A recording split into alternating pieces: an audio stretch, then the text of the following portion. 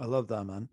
Are there any questions or ways to know that we may have found a person that we could be with for a long time?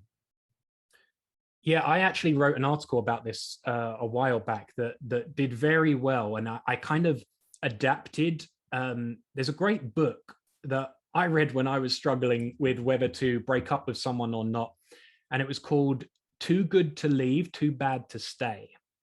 It was by Mira Kirschenbaum, I believe, and she spent, the whole book goes through this process of deciding whether you should be in this relationship or not, and whether this person's right for you. And she goes through like a diagnostic approach where you ask a series of yes or no questions. And if it's yes, you carry on. If it's no, you don't. And, the first one might be really obvious. Like, does your partner physically abuse you or make you feel in danger?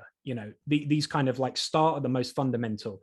But then as you go on, they get a bit more subtle and sophisticated. And I kind of took what I felt like were some of the absolute core ones from here. Like, could you just do in like 4 questions? And so in this piece, I'm going to try and remember this correctly, but the first one was just, do you feel some kind of unique physical attraction to this person? Some kind of unique attraction that, makes you feel like there's a tug of, oh, I like this person, I want to be near them, that just some sense of animal chemistry.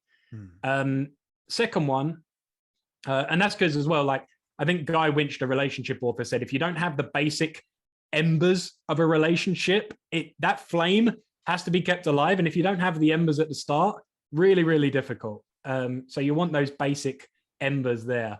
The second one was, do I like the way this person spends their time?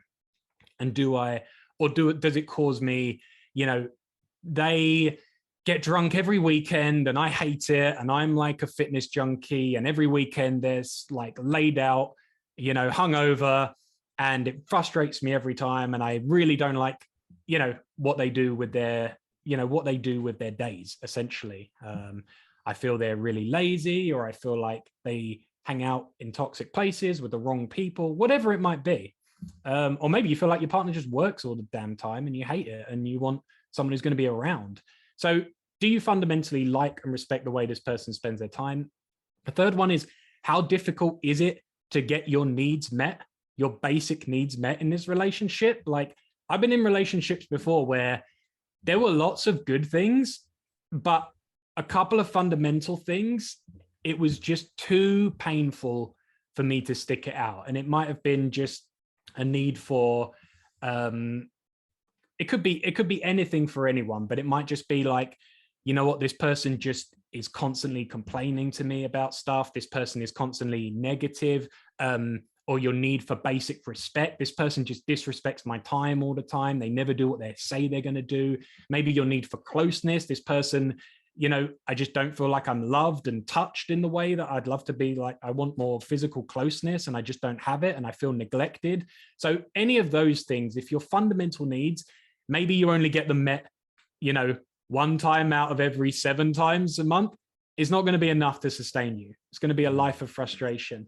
And the final one was just, do we have the same vision for the next 5, 10, 15 years? You're not going to know everything 2 decades ahead, but can you both say at this point in your life, we both want the same things? We both want to live, we've got a plan where we want to live together. We're both ready to settle down. We both want to have a family. We both want to live in the same city or whatever. Or do you have conflicting visions? Because I've seen that break up many people as well, where they might have had some great partnership or qualities together, but they ultimately just didn't have the same vision for the next few years. They're in different stages of their lives, different priorities, and it takes someone brave enough to say, you know what, this isn't going to work because I want something different with my life right now.